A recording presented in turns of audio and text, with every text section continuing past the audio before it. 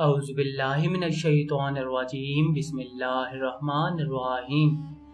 شروع اللہ کے پاک نام سے جو بڑا مہربان اور نہایت رحم کرنے والا ہے۔ کملی ولی آقا صلی اللہ علیہ وسلم کے پیارے غلاموں، السلام علیکم۔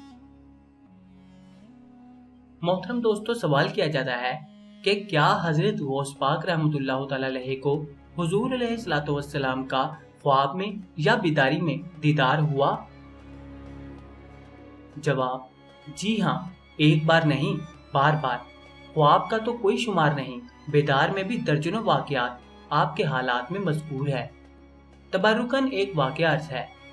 ایک دن حضرت غوث اعظم رحمۃ اللہ تعالی علیہ واز فرما رہے تھے اور شیخ علی بن حیتی رحمۃ اللہ آپ کے پاس بیٹھے ہوئے تھے کہ ان کو نیند آ گئی۔ حضرت غوث اعظم رحمۃ اللہ تعالی علیہ نے اہل مجلس سے فرمایا، خاموش رہو، اور آپ ممبر سے نیچے اتر آئے اور شیخ علی بن حیتی علیہ رحمۃ اللہ کے سامنے با ادب کھڑے ہو گئے اور ان کی طرف دیکھتے رہے۔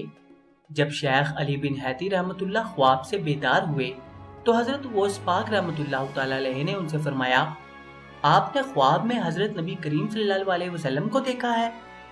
شیخ علی بن حیتی رحمۃ اللہ نے فرمایا، جی ہاں۔ غوث الثقلین رحمۃ اللہ نے فرمایا، میں اسی لیے با ادب کھڑا ہو گیا تھا، نبی پاک صلی اللہ علیہ وسلم نے آپ کو کیا نصیحت فرمائی؟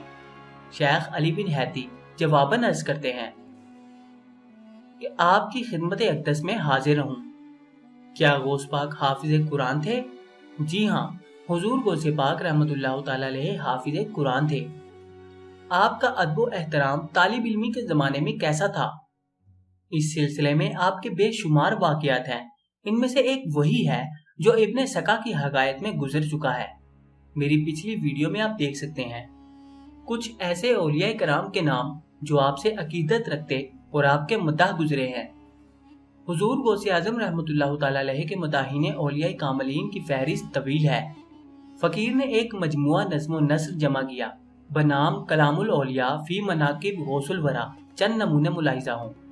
نمبر 1، حضرت شیخ نور اللہ صورتی رحمۃ اللہ تعالی علیہ، کتاب از گلدستہ کرامت، ترجمہ: گناہوں کے طوفان سے ہماری کشتی کو کیا کم ہے، جبکہ اس کشتی کے ناخذہ سیدنا حضرت غوث اعظم رحمۃ اللہ تعالی علیہ ہیں اور وہ ہر وقت ہر لحظہ ہماری امداد فرما رہے ہیں۔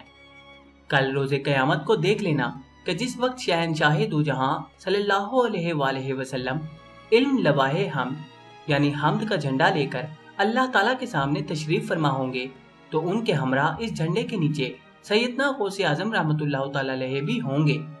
قیامت کے دن حشر کے میدان میں حضور کے ماننے والے مخالفین اور بزرگان دین سب دم بدم یا غوث اعظم پکاریں گے۔ سبحان اللہ، روز حشر سب لوگ نعرے غوثیہ لگاتے ہوں گے۔ معتقدین تو ہر وقت امداد کے لیے سرکار غوثیت مآب کو پکارتے رہتے ہیں، مگر اس دن منکرین بھی جب شان پاک اور حضور کے تصرفات اپنی آنکھوں سے مشاہدہ کریں گے تو مصیبت اور عذاب سے نجات حاصل کرنے کے لیے بے ساختہ پکار اٹھیں گے، المدد یا غوث الاعظم المدد۔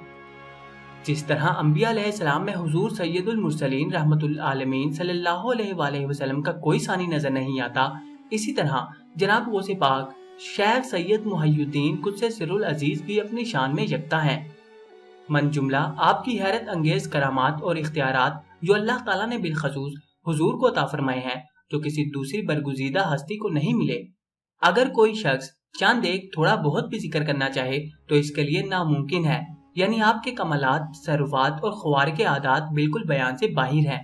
اگر 9 افلاک کاغذ بن جائیں اور 7 سمندر سیاہی کے ہوں، سارے کی کلمیں بنائی جائیں اور تمام مخلوقات جن کو قوت گویائی اور زبان ملی ہے مل کر جناب پیران پیر حضرت سلطان میرا محی الدین قدس سر النورانی کی عظمت و شوکت قلم بند کرنا چاہیں تو حضور کے اوصاف جلیلہ سے ایک ذرہ بھر بھی احاطہ تحریر میں نہ لا سکیں۔ نمبر 2، وصف عالی جناب حضرت میرا محی الدین، ماخوذ از بدائع منظوم فقہ کی مشہور کتاب، ترجمہ: دوبارہ اللہ کے احسان کا شکر ادا کرتا ہوں کہ میں بدل و جاں شاہ جیلاں قدس سرہ کے غلاموں میں سے ہوں۔ یہ اللہ تعالیٰ کا فضل و کرم ہے کہ مجھے حضور کی غلامی کا شرف حاصل ہے۔ میں جناب हुसनैन रजी अल्लाह तआला अन्हुमा के हर दो बाकात के फूल पर बुलबुल की तरह शहदा हूँ। यानी मेरे दिल में इस महबूब सुबहानी जनाब शेख सैयद अब्दुल कादिर जिलानी रहमतुल्लाह का इश्क मोहब्बत मोजज़न है, जो जिगर गोशा हुजूर इमामीन रजी अल्लाह तआला अन्हुमा है। आपका सिलसिला नज़्म हसनी हुसैनी है। तमाम बुजुर्गान दीन इस पर मुत्तफिक हैं। आपकी सियादत का इनकार करने वाला बेदीन है। आप कुतुबुल इक्ताब हैं और लक़ब मुबारका मुहय्युद्दीन यानी दीन को जिंदा करने वाले हैं। आप ही की बदौलत दीन इस्लाम को दोबारा जिंदगी अता हुई। आप जनाब रसूल करीम सल्लल्लाहु अलैहि वसल्लम के नाइब व वारिस हैं। अल्लाह आपसे राजी हुआ और आपको राजी किया। वो अल्लाह की खुशनुदी चाहते हैं और अल्लाह ताला उनकी। बहिज्जतुल इसरार सफ़ा नंबर 22 पर हुजूर का अपना इरशाद पाक है, मैं सरवरे दो जहां रहमत आलमियां सल्लल्लाहु अलैहि वसल्लम का जमीन में नाइब व वारिस हूँ। और नंबर 3 हजरत वारिस शाह रहमतुल्लाह तआला अलैहि। सवाल किया जाता है कि हमने सुना है कि गौसे आजम रहमतुल्लाह तआला अलैहि ने फरमाया था कि काश दाता गंज बख्श रहमतुल्लाह तआला अलैहि मेरे दौर में होते तो मैं उनका मुरीद होता। क्या ये सच है? जवाब, हजरत दाता गंज बख्श रहमतुल्लाह तआला अलैहि हुजूर गौसे पाक रहमतुल्लाह तआला अलैहि के दादा पीरों के पीर भाइयों में से हैं और बहुत बड़े मर्तबे के मालिक हैं। उनके मुरीद होने की आरजू की रफ़त शान के इजहार के लिए है और इससे ये भी जरूरी नहीं कि इसमें हुजूर गौसे आजम रहमतुल्लाह तआला अलैहि की शान की तहकीर है, क्योंकि ये एक तोज़े है और हदीस शरीफ में है जो अल्लाह ताला के लिए तवाज़े करता है, अल्लाह इसके दर्जात बुलंद फरमाता है। सवाल, निस्बत अवैसिया और निस्बत कादरिया चिश्तिया सहरवर्दिया नक्शबंदिया क्या है? इनके दरमियान फ़र्क क्या है? ये निस्बतें रूहानी मराकिज की वजह से हैं और ये मराकिज रूहानी दरसगाहें हैं। जिस दरसगाह से फैज़ मिला वो इसी से मंसूब हुआ। ज़ाहिरी मदारिस के अस्मा मुख्तलिफ है लेकिन मकसद सबका एक ही है। ये भी यूं ही है कि सलासिल तय्यबा एसाले अली अल्लाह के मराकिज हैं, अगरचे नाम मुख्तलिफ हैं लेकिन सबका मकसद एक है। मोहतरम दोस्तों, अपनी राय का इजहार कमेंट बॉक्स में लाजमी करें। वीडियो पसंद आई तो उसको अपने दोस्तों के साथ शेयर लाजमी करें। आपसे मुलाकात होगी अब इंशाल्लाह ताला अगली नई वीडियो में। तब तक के लिए अपना ख्याल रखें। अल्लाह हाफिज़।